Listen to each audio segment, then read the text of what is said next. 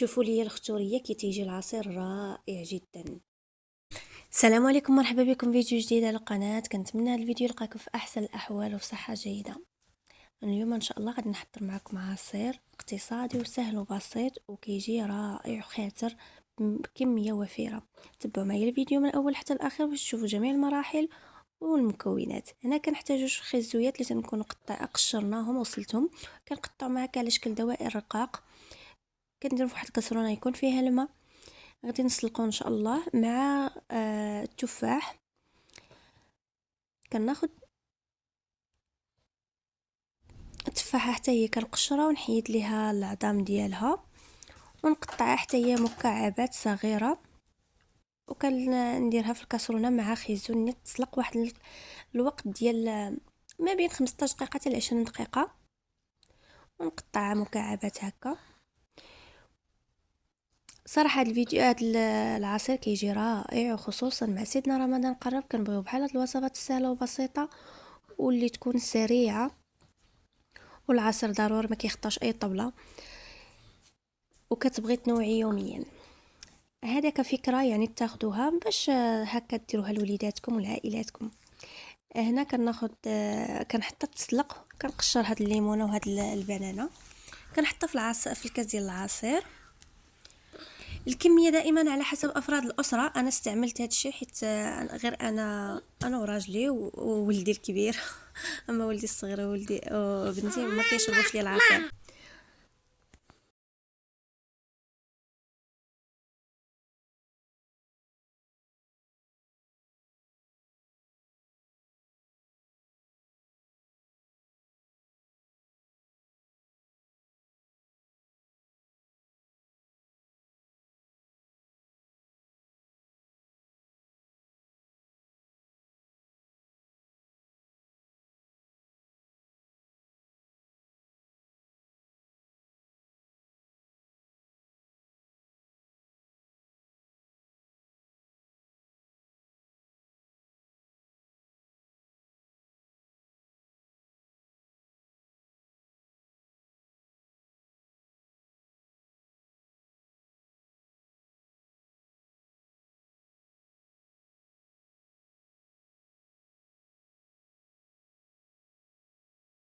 هنا كندير في الكاس وكندير السكر على حسب الذوق، وتقدروا تستغناو عليه او تقدروا ديروا العسل على حسب المتوفر عندكم، على حسب داكشي اللي كتبغيو.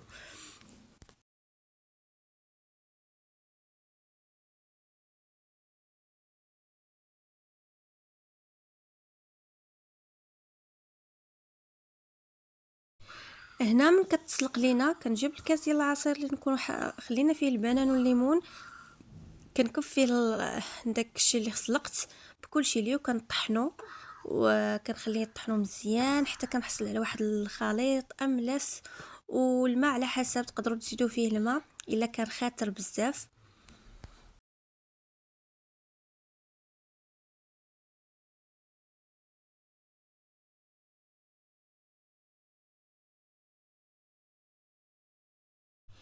كنتمنى منكم الا عجبكم الفيديو ما تبخلوش عليا باللايك والاشتراك وتفعيل الجرس باش يوصلكم دائما كل جديد، ودائما نعطي داكشي اللي عندي.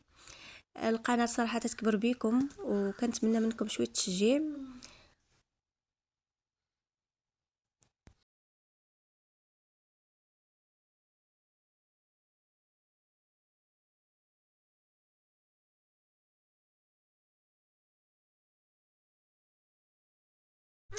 خاصنا ضروري نطحنوه مزيان. هو اصلا فيه فيه الخيز وفيه التفاح راه كيطحن مزيان وكيولي داك العصير خاطر ما تيخليش يبقى داكشي يعني باين. مثلا الا درتي الخيزو هكاك بلا ما تسلقيه راه كيجي باين في العصير، وانا من الناس اللي ما كنحملش العصير يكون هكاك، خاصو ضروري يكون مطحون مزيان. كنطحنو مزيان كنحصلوا على هذا الشكل. الصراحه كيجي رائع ولذيذ بزاف. كنتمنى منكم انكم تجربوا، ضروري تجربوا في هذا سيدنا رمضان. وكنقول لكم من وصلت معايا حتى لهاد اخر لحظه، كنتمنى منكم انكم تشجعوا الفيديو. الى اللقاء فيديو جديد ان شاء الله.